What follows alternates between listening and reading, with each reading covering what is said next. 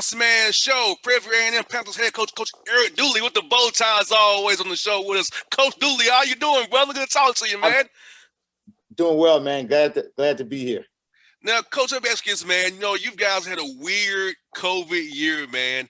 How was it going through the fall without football this time around and keeping your guys in shape and mentally fresh and their mindset looking forward to this springtime here that you have starting here on Saturday? Man, it was challenging, and it was different, just like a lot of folks are saying. But, we made the sudden change and we understood what we had to do, the adjustments that was needed. I thought we had some guys on our team that were leaders and they understood the magnitude of what was taking place. And most importantly, we tried to let those guys know that, yeah, football is something that we love and that's what we do. But here's the biggest thing. We're concerned about your mental part, how you guys are doing, how your families are doing, because, it was so many guys that across the nation that when they sat to the table, a seat was empty. And we understood that. And, it was very, very difficult for a lot of guys to understand. Me personally, when this thing took place, a childhood friend of mine that I grew up, that I was very, very close to, was probably one of the second individuals in New Orleans to pass away from this virus. So it was very touching to me, and I understood what was going on, and I had to reevaluate the things that I wanted to do, and I couldn't make it about football. So therefore, I wanted to contact all my parents. I wanted to contact all my students. How are you guys doing outside of worrying about football? We got time for football. We can change games. We can reschedule some games, but you can't reschedule life. So we thought we took things that were more important. So I thought the guys weathered the storm and got through it as best as we possibly could, and now we're here. And Coach, a big ups to academic advisors and your assistant coaches who helping your young men who they have to look after, because when guys are having to be at home and virtual learning, hybrid learning, that's tricky. I'm a guy who needs to be in somebody's face learning that way. I know there's a lot of guys on your team are like me as well. So how was it for your guys making them a plan to learn so they wouldn't stay on track with their grades, so they wouldn't get off track? Because I know that's very important to you. Make sure your young men graduate with a degree once they leave Prairie A&M to go on to being a husband and a great leader in their community. Absolutely. I say that you had to be creative. And what I mean by that, thank God for Zoom. This Zoom thing came about. So we had to create a study hall for guys who probably wouldn't normally be in study hall, because we know it was different. It was challenging. So through our academics, they created a study hall to where those guys had to check in. Those guys had to do certain things. They provided tutors for those individuals. So we made it work. It wasn't the best situation, because now you're talking about Wi-Fi, you're talking about equipment that you may or may not have. So, but I thought the guys, they pulled through when it was needed and wound up doing an excellent job. I think we fell right below a 3.0 team average, but I thought the young men, they accepted the challenge, and we was there for support.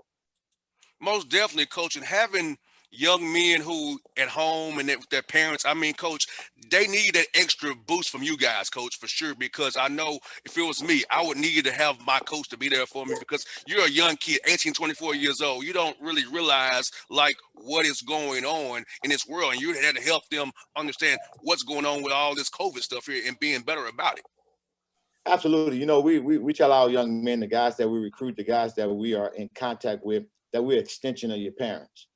We're going to be there for you guys. We know we can't ever take the place, but we got to be the extension of the parents. So the young men, when you have an experienced team, it helps. The situation or the things that we do and trying to bring those guys closer. I would say, going through this time right here, it brought us closer, because we learned some things that guys didn't know about each other. And now we had the comfort of being able to always talk. It gave me a new idea, because now I can check curfew every night. I just got to put that Zoom code in and I can find out where you are. So I'm big on showing your face, present yourself, show who you are, because every day of your life you're on the interview. So I thought the young men came through and did some great things with the help. Of course you can't do this alone. It's impossible to do it alone. We had a new AD that came in, set the things straight at what needed to be done and things the way they had to go. And I thought we had a great academic team that came about. We had compliance. So everybody played their role and stayed upbeat with what had to be done. And I thought it made it work. We're not finished yet. It's a work in progress. We're still working, but I like the direction that we're going in. I love it as well, Coach. And I feel like, Coach, this summer, with all the racial injustice going on around us, social injustice going on around, Coach, have been at a HBC school, having a coach like yourself to lead these young men, because, I'm in my 30s, Coach. I'll be 34 years old in 9 days. So I'm a little older than your guys are, but even for me, having to look at my interns, keep my interns in line, tell them, hey, this is what life is, man. It's going to be its way forward. Having to hear them out about how they feel about what's going on here in Atlanta and Georgia and beyond. So how's it on these Zoom calls for your team, teaching them about life as being a young black male in this country, learn teaching about the racial injustice in this country and how they can present themselves out there in your county, Water County, and be good in that community and be beyond in their home community as well, Coach? Absolutely. And I thought that was, man, that the stage was set for the teaching moment. But here's the thing that takes place.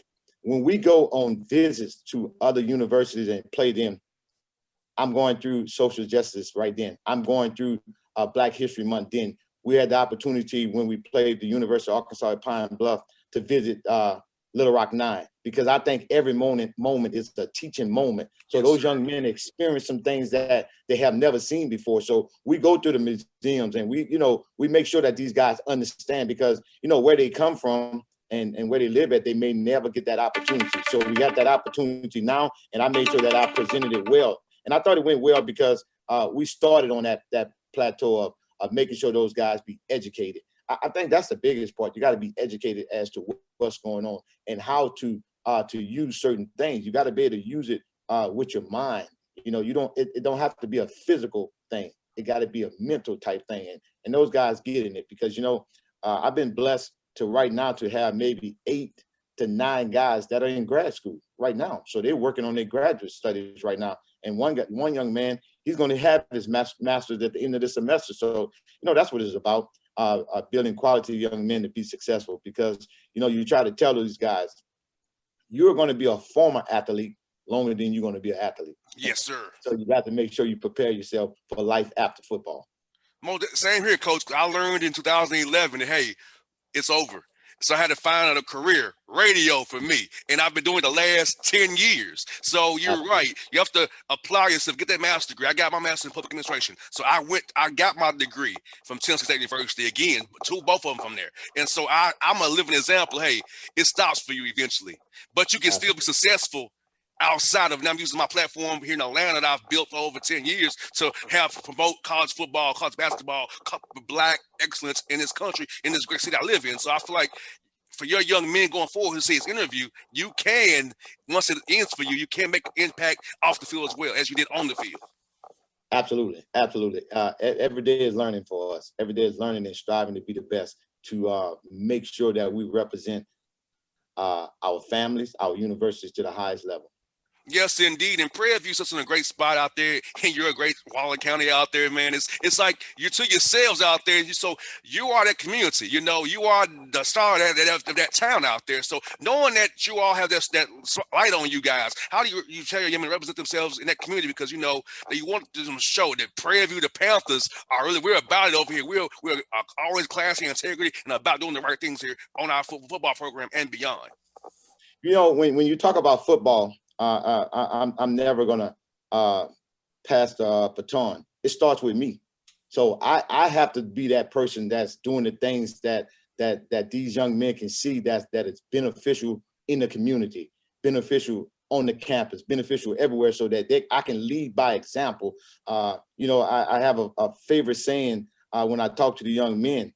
I may be the only Bible they ever read. So if I'm not doing the things that are conducive to the social injustice, that's conducive to building our community, that conducive to educating our young Black men and Black females, then why would I be here? So I don't take it lightly. I understand my purpose and why I'm here and what I need to do. Yeah, I got to win football games. That's part of the business. But also I got to educate these Black young men to know that they can be successful regardless of what career that they take. And Coach, for you in your career, and you was my age or younger, when did you know that you were going to want to be a coach and lead people, impact lives? Because I know for me, I feel like this year has made me want to do this even more because I finally hit me at 33 years old. I want to lead people and impact more. So for you, coach, when did you learn, feel it in your heart that you wanted to lead, coach, impact young men's lives for years to come? I think it happened somewhere between the age of 29 and 32, just like you. I suffered a couple of injuries in some of the leagues that I played in, and, it didn't look like I can get over those injuries. So my mindset became then, you know what, if you cannot make it to the NFL, help someone else. And that's when it started for me, because I started coaching in the high school ranks, and I saw the development of some of the young men, and spending the time with those guys, trying to get them, sending them off to college. And then a blessing came. I had the opportunity to go to a university and start coaching, and it's been there. And that's my love there, to make sure that I can help someone else benefit. I say the NFL, but to be successful, regardless of what direction they choose, whatever avenue they choose, to be successful. And I don't take it lightly, because I think the Lord chose me to come here. So I got to make sure that I take care of his business. And being a servant to others is so great, because when you serve others, the Lord bless you bountifully. It's not because you want a blessing or a payback, but it's because you're doing the right thing. Because when you impact a young man's life who come from a bad situation, I know I came from a marginalized situation from my group. Because I know how it is when you don't have what you need, or you have to ration meals to get a young man a college education, an opportunity to be something beyond just what he grew up in, is just a great thing. Because when you serve others and serve them, help them better themselves, man, that feels so good for me, coach, using this radio program and other topics I use, because helping somebody for me makes me feel better and doing something for myself. Absolutely. I think this is a great platform, and I think it couldn't come from a better person that had the experience going to a HBCU and understanding the lack thereof, but not making that as an excuse, not looking to complain, just finding solutions. So I think it's great for these young men, for me to have the opportunity to build upon their character and steer them in the right direction. So I would never take it lightly. I know the task is at hand, and I challenge them, and I challenge myself to continue to move forward, because regardless of whether it's going to that NFL, they're going to be successful regardless. And coach, recruiting wise, I feel like I look at your roster. You really hitting that Tennessee area, West Memphis, Arkansas area, Texas, of course, Louisiana. Tell us about the talent base down there in Texas, Louisiana, Arkansas, Tennessee that you all recruit from. Because I feel like, coach, I thought Georgia had some good players, but I look at your roster, man. You got some balls on your team, coach. I'm like, well, okay, I see you working there, Coach Dooley. I see you.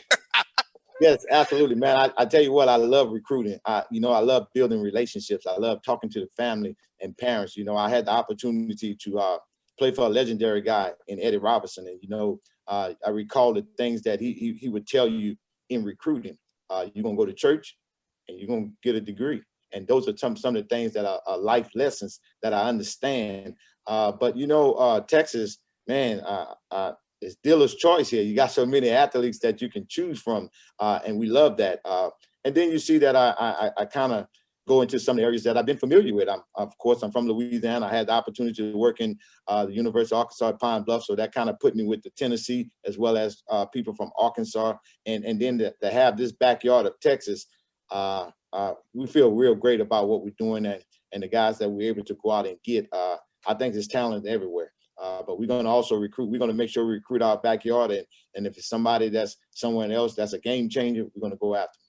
Oh, definitely, coach. Let me ask you this, man. So I know the Texas weather was kind of crazy a few weeks ago, man. So how was for you and your family and your players? Because I was worried about that. If I want to ask you about that, how was it for you guys when it got so cold there? It got cold here in Atlanta, but not like it was in Stone like it was over there. How are you for your players and your family and your guys' apartments there? Well, it made people forget that we were in a pandemic, because now we had another challenge come about. You're talking about the weather, something that Texas is not accustomed to. Texas is accustomed to heat. We're down in the South, deep South. We understand what we like. We like the 90s, the 95s, the hundreds. But we were dealing with some single digit temperatures. You're talking about 9 degrees, something that none of us can foresee. But the guys got through it. We checked on those guys to make sure that the biggest thing, that they were able to lay their head in a safe place. We checked to make sure that they were eating, those things right there. But we weather that storm. You got to go through something to get to something. Yes, sir. And I think that we're doing that as a team, and we're learning that this too shall pass. So I thought the guys did a good job.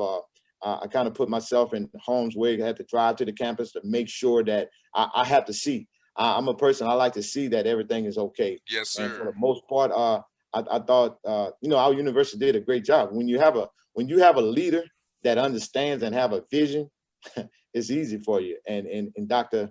Simmons, we have a leader. We have a leader that understands, that came through the HBCU ranks. So she's leading us in the right direction. And we got a lot of people that's here on board in our athletic director, Dr. Reed. So I feel good. I feel blessed to be among some great individuals.